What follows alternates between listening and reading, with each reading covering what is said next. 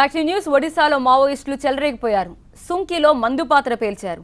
ఈ పేలుళ్లో 8 మంది Odisha state armed పోలీసులు చనిపోయారు. నిన్న రాత్రి 7 మృతదేహాలు లభించగా ఈ ఉదయం మరో మృతదేహం లభించింది.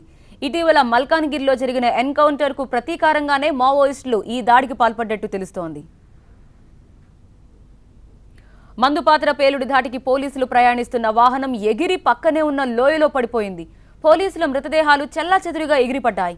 సుంకి సమీపంలో ఉన్న కల్వర్ట్ కింద మావోయిస్టులు శక్తివంతమైన మందుపాత్ర అమర్చి ఈ ఘాతుకానికి పాల్పడ్డారు. సాలూరు జైపూర్ మధ్య 26వ జాతీయ రహదారిపై సుంకి కల్వర్ట్ దగ్గర మొదట రెక్కీ నిర్వహించి ఆ తర్వాత ప్లాన్ ని మావోయిస్టులు అమలు చేసినట్టు తెలుస్తోంది. మందుపాత్ర పేలుడిని పగడ్బందీగా అమలుపరిచారు మావోయిస్టులు. కల్వర్ట్ కింద పేలుడు పదార్థాలని అమర్చి పోలీసుల వాహనం రాగానే పేల్చేశారు. పేలుడు తర్వాత కల్వర్ట్ దగ్గర భారీ గొయ్యి ఏర్పడింది. పేలుడు ధాటికి పోలీసుల మృతదేహాలు ఎక్కడికక్కడ చెల్లాచెదురుగా పడిపోయాయి. మందుపాత్ర పేలుడుతో ఆ ప్రాంతమంతా భీకరంగా మారిపోయింది. పేలుడుతో రోడ్డు మొత్తం గొయ్యి ఏర్పడింది. అటు పేలుడుకు ఉపయోగించిన పదార్థాలు కూడా ఎక్కడికక్కడ పడిపోయాయి. దీంతో ఎక్కడ మందుపాత్ర ఉందో తెలియని పరిస్థితి. తాజాగా సంఘటనా స్థలానికి చేరుకున్న పోలీసులు పేలుడు ఘటనపై దర్యాప్తు చేస్తున్నారు. పేలుడిని మావోయిస్టులు ఎలా అమలుపరిచారు, ఎంతమంది ఈ ఆపరేషన్లో పాల్గొన్నారనే దానిపై ఆరా తీస్తున్నారు. ఈ ఉదయం లభించిన మృతదేహాన్ని సంఘటనా స్థలానికి తరలించారు. మందుపాత్ర పేలుళ్లో గాయపడ్డ పోలీసులకు విశాఖలోని 7 హిల్స్ ఆసుపత్రిలో చికిత్స అందుతోంది. మొదట సాలూరులో వీరికి ప్రథమ చికిత్స అందించారు. ఆ తర్వాత విశాఖకు తరలించారు. మందుపాత్ర పేలుళ్లో 8 మంది పోలీసులు మృతి చెందడంతో ఆ ప్రదేశానికి దగ్గరలోనే మావోయిస్టులు ఉన్నట్టు పోలీసులు భావిస్తున్నారు. వారి కోసం ముమ్మర గాలింపు చేపట్టారు. దీంతో ఏఓబీలో మరోసారి అలజడి మొదలైంది. మందుపాత్ర పేలిన ఘటనా స్థలంలో మరిన్ని ల్యాండ్ మైన్స్ ఉన్నాయని ఒడిశా పోలీసులు అనుమానిస్తున్నారు.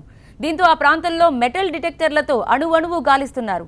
మరిన్ని వివరాలు మా ప్రతినిధి అశోక్ అందిస్తారు.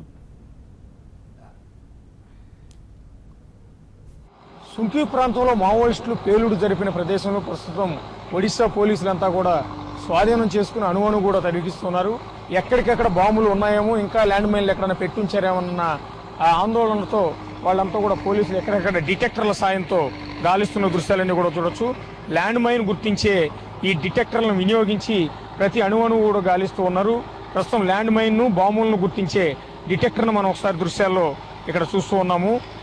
ఎంత పెద్ద పేలుడు పదార్థాలు ఉన్నా కూడా, అది భూమిలో దాచిపెట్టినా కూడా ఈ డిటెక్టర్ సాయంతో వీళ్ళు పసిగట్టే అవకాశం ఉంటుంది. అందుకని ఒడిశా పోలీసులు ఇదంతా కూడా గాలిస్తున్న దృశ్యాలన్నీ కూడా చూస్తున్నాము. ఇలాంటి డిటెక్టర్లు 10 వరకు తీసుకొచ్చి చుట్టుపక్కల ప్రాంతం అంతా కూడా జల్లెడ పడుతూ ఉన్నారు. ఎందుకంటే మావోయిస్టులు వ్యూహాత్మక ప్రక్రియలో భాగంగా ఒక పేలుడు సృష్టించిన తర్వాత దాని తదనంతరం అక్కడ ఘటనా స్థలంలో పడి ఉన్న మృతదేహాలను తీసుకెళ్ళడానికి కానీ, దెబ్బలు తిన్న పోలీసులను తీసుకెళ్ళడానికి కానీ పెద్ద ఎత్తున ఉన్నతాధికారులంతా కూడా ఘటనా స్థలానికి వస్తారు. కాబట్టి వాళ్లపైన మరొకసారి దాడి చేసే ప్రయత్నంలో భాగంగా ఇంకొక చోట ల్యాండ్ మైన్ ఏర్పాటు చేయటం కానీ, బాంబులు ఏర్పాటు చేయటం కానీ చేస్తూ ఉంటారు. అందులో భాగంగానే ఘటనా స్థలానికి చేరుకున్న పోలీసుల బృందం ప్రతి అణువును కూడా గాలించిన తర్వాత మాత్రమే ఆ చుట్టుపక్కల అడుగు పెడతారు. ఎందుకంటే ఏ నిమిషమైనా ఏ ప్రాంతంలో అయినా ల్యాండ్ మైన్లు ఉండొచ్చని హెచ్చరిస్తూ ఉంటారు. అందుకని మీడియా ప్రతినిధులను కూడా ప్రతి నిమిషం కూడా అప్రమత్తం చేస్తున్నారు పోలీసులంతా కూడా. ఈ విధంగా డిటెక్టర్ల సాయంతో పరిశీలించిన తర్వాత మాత్రమే మీరు ముందుకు రావాలి, వీరు వెంటనే అడుగు పెట్టొద్దని మమ్మల్ని అందరినీ కూడా వార్నింగ్ ఇస్తున్నారు. అందువల్ల ఈ బస్సు ఏదైతే పడిపోయి ఉన్న ఘటనా స్థలం ఉందో దాని చుట్టుపక్కల మొత్తం కూడా చాలా ప్రమాదకరమైన ప్రాంతమే అని చూడాలి. అట్లాగే ఈ బ్లాస్ట్ జరిగిన సుంకి ఘాటు మొత్తం కూడా ప్రమాదకరమని చెప్పాలి. ఎందుకంటే ఇక్కడ ఇప్పుడు పేలుడు జరిగిన చోట ఒక కల్వర్ట్ ఉంది. అలాంటి కల్వర్ట్లు చాలా చోట్ల ఈ సుంకి ఘాట్లో మనకి కనిపిస్తూ ఉంటాయి. అలాంటి కల్వర్ట్లలో ఈ వ్యూహంలో భాగంగా ఈ బాంబ్ బ్లాస్ట్లో ఒక భాగంగా చాలా చోట్ల వీళ్ళు ల్యాండ్ మైన్లు అమరుస్తూ ఉంటారు. అందువల్ల ఏ క్షణమైన ఈ ఘాట్ అంతా కూడా ప్రమాదం కాబట్టి వాహనాల రాకపోకలను కూడా అందుకనే పోలీసులు నిలిపివేస్తూ ఉన్నారు. ఇప్పటికి కూడా ఈ దరిదాపుల్లోకి వచ్చిన జనాలందరినీ కూడా ఇక్కడ నుంచి పంపించి వేసే ప్రయత్నాలు చేస్తున్నారు. చాలా భారీ ఎత్తున ఇక్కడ పోలీసు బలగాలన్నీ ఇక్కడికి చేరుకుని గాలిస్తున్న దృశ్యాలన్నీ ఇక్కడ మనం చూస్తూ ఉన్నాము. ఒడిశాకు సంబంధించిన దాదాపు 3 బెటాలియన్లు ప్రస్తుతం ఘటనా స్థలంలోనే పరిశీలిస్తున్నారు డిటెక్టర్ల సాయంతో. ఎవరి చేతిలో చూసినా కూడా చాలా భారీ ఆయుధాలతో పాటు డిటెక్టర్లన్నీ కూడా మనకి ఇక్కడ చూస్తూ ఉన్నాయి. అడివంతా కూడా ఈ చుట్టుపక్కల గాలిస్తూ ఉన్నారు. ఈ చుట్టుపక్కల ఉన్న లోయలు మొత్తం కూడా గాలిస్తూ ఉన్నారు. ప్రతి నిమిషం ఇదంతా కూడా పరిశీలిస్తూ ఉన్నారు. ఎందుకంటే ఒక పేలుడు జరిపిన తర్వాత లేకపోతే ఒక దాడి జరిగిన తర్వాత మావోయిస్టులు ఆ చుట్టుపక్కలే ఉండి కొంత రెక్కీ లాంటిది నిర్వహిస్తూ ఉంటారు. ఆ తర్వాత ఎవరెవరు వచ్చారు, ఎవరెవరు వెళ్ళారన్న విషయాలన్నీ కూడా ప్రతి నిమిషం తెలుసుకుంటూ ఉంటారు. అవసరమైతే మరొకసారి ప్రతి దాడి చేసిన సందర్భాలు కూడా ఉన్నాయి. అంటే ఒక దాడి జరిగి ఒక పేలుడు జరిగిన తర్వాత ఇంకొక దాడి చేసిన, అంటే వరుసనే 2 సార్లు దాడులు చేసిన సందర్భాలు గతంలో చాలా ఉన్నాయి. కాబట్టి ఇప్పుడు కూడా మరొక దాడి జరిగే ప్రమాదం ఉందన్న ముందస్తు సమాచారంతో ఈ కొండగుట్టలన్నీ కూడా ప్రస్తుతం పోలీస్ బలగాలు జల్లెడి పడుతున్న దృశ్యాలన్నీ కూడా చూడొచ్చు. ఇందులో సిఆర్పిఎఫ్ బలగాలతో పాటు బిఎస్ఎఫ్ బలగాలతో పాటు ఒరిస్సా సాయుధ బలగాలు అన్నీ కూడా ప్రస్తుతం ఈ విచారణలో భాగంగా ఇక్కడికి చేరుకుని ప్రతి నిమిషం కూడా ఇక్కడ దర్యాప్తు అనేది చేస్తూ ఉన్నాయి. అందువల్ల రాత్రి ఘటన జరిగిన వెంటనే కూడా పోలీసు బృందాలు ముందుగా స్పాట్లో అడుగు పెట్టలేకపోయాయి.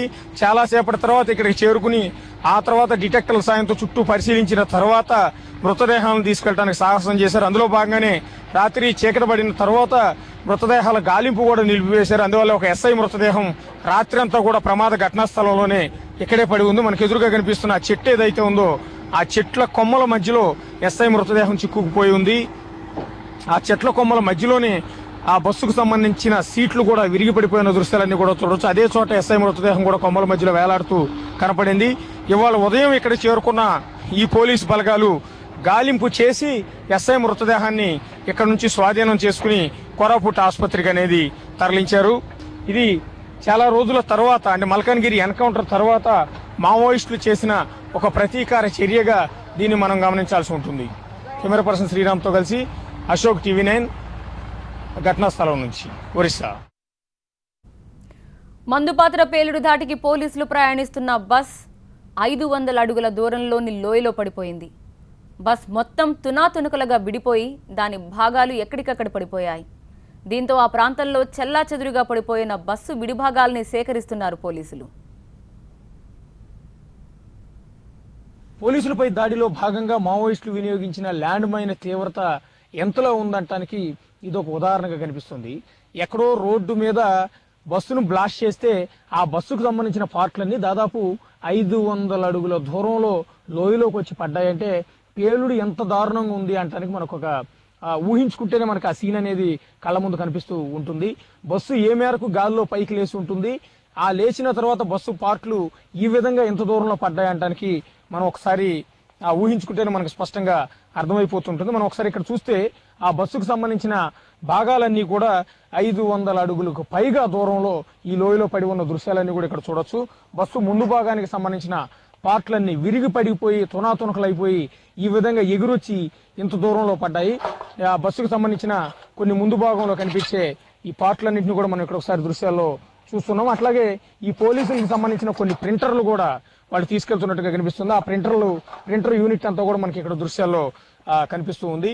అట్లా ఇంత బరువైన ఈ యాంగ్లర్లతో ఉన్న ఈ బస్సు భాగం మొత్తం కూడా ఎగురొచ్చి ఇంత దూరం పట్టింది. ప్రస్తుతం నాలాంటి వాళ్ళు ఒక ఇద్దరు పట్టుకుంటే తప్ప ఈ బరువు అంతా కూడా మొయ్యటం అనేది చాలా కష్టం. నేను ఒక్కడిని కూడా ఇంత బరువు లేపలేకపోతున్నాను. అంత బరువైన ఈ బస్సు విడి భాగాలన్నీ కూడా ఎగురొచ్చి ఇంత దూరంలో పడ్డాయి. ప్రస్తుతం ప్రమాదం జరిగిన ఆ స్పాట్ నుంచి ఈ విడి భాగాలు పడిన ఈ ప్రదేశానికి ఎంత దూరంలో ఉందన్నది ఒకసారి మన దృశ్యాల్లో చూస్తే మనకు అర్థమైపోతుంది. మా కెమెరామెన్ శ్రీరామ్ కూడా ఒకసారి చూపించే ప్రయత్నం ఇక్కడ చేస్తూ ఉన్నాడు. ఆ పైన ఎక్కడో రోడ్డు మీద మనకు అక్కడ పోలీసులు జనాలు నిలబడి ఉన్న చోట బ్లాస్ట్ అనేది జరిగింది. నిజం చెప్పాలంటే ఆ పోలీసులు నిలబడి ఉన్న దానికి కూడా ఇంకా 50 అడుగుల అవతల రోడ్డు పైన ఈ ఘటన జరిగింది. రోడ్డు అంచులో ఈ కొండ శివారు ప్రాంతంలో వాళ్ళంతా కూడా నిలబడి ఉన్నారు. అక్కడి నుంచి చూస్తే ఇక్కడి వరకు ప్రస్తుతం మేము నుంచున్న ఈ స్పాట్ వరకు దాదాపు 500 అడుగులకు పైగానే దూరం అనేది ఉంటుంది. ఇంత దూరం పాటు కూడా ఈ భాగాలన్నీ ఎగురొచ్చి పడిన దృశ్యాలని కూడా చూడొచ్చు. ఎక్కడ చూసినా కూడా బస్సుకు సంబంధించిన ఈ విడి భాగాలే మనకి కనిపిస్తూ ఉంటాయి. అట్లాగే మృతదేహాలకు సంబంధించిన భాగాలు కూడా మనకి ఇక్కడ ఎక్కడికక్కడ పడి ఉన్నాయి. ఇక్కడ ఇట్లా చూసుకుంటూ వెళ్తే ఈ ఘటనా స్థలం మొత్తం కూడా బస్సుకు సంబంధించి బస్సులో ఉన్న పోలీసులకు సంబంధించిన వాళ్ళు వినియోగించిన దుస్తులు లేకపోతే వాళ్ళు పట్టుకెళ్తున్న సామాన్లు ఎక్కడికక్కడ కాలిపోయి మనకు కనిపిస్తున్న దృశ్యాలే కనిపిస్తున్నాయి. ఇది మరొకటి పోలీసులకు సంబంధించిన మరొక ప్రింటర్గా మనకి ఇక్కడ దృశ్యాల్లో అర్థమవుతూ ఉంది. ఒక యూనిట్ మొత్తాన్ని కూడా ఇంకొక చోటకి తీసుకెళ్తున్న సమయంలో ఈ దాడి అనేది జరిగింది కాబట్టి ఇంత తీవ్రత అనేది మనకి ఇక్కడ కనిపిస్తోంది. ప్రస్తుతం 7 చనిపోయారు. ఇంకొక 5 పరిస్థితి కూడా చాలా ఆందోళనగా ఉన్నట్టుగా అధికారులు అయితే చెప్తూ ఉన్నారు. మొత్తం విడిభాగాల్ని పేలుడు తీవ్రతను మేము చూపించే ప్రయత్నం అయితే ఇక్కడ చేస్తున్నాము. ఈ మధ్య కాలంలో మావోయిస్టులు చేసిన అతిపెద్ద పేలుడుగానే దీన్ని మనం భావించాల్సి ఉంటుంది. కెమెరా పర్సన్ శ్రీరామ్తో కలిసి అశోక్ టీవీ 9 ఘటనా స్థలం నుంచి.